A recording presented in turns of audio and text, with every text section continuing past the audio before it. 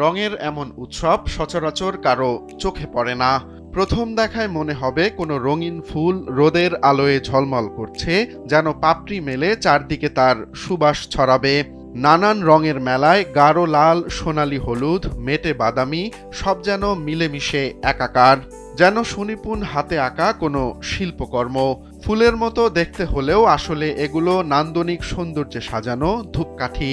রঙিন এমন আয়োজন দেখতে হলে যেতে হবে ভিয়েতনামের কোয়াং ফুকাও গ্রামে। এখানে শত বছরের ঐতিহ্য নিয়ে আজও টিকে আছে ধূপ তৈরির এই আবহমান শিল্প।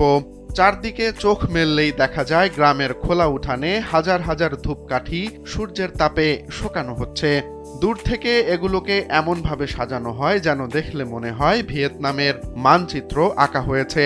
আবার কোথাও দেশটির জাতীয় পতাকার আদলে পাঁচকোণার তারকার প্রতীকে সাজানো হয়।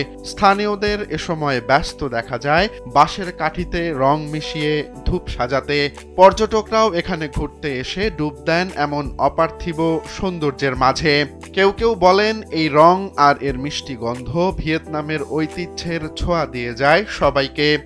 সময়ের বিবর্তনে এগুলো অনেকটাই হারিয়ে গেলেও এখনো প্রায় ৩,০০০ পরিবার যুক্ত আছে হাতে বানানো এই ধূপকাঠির সঙ্গে।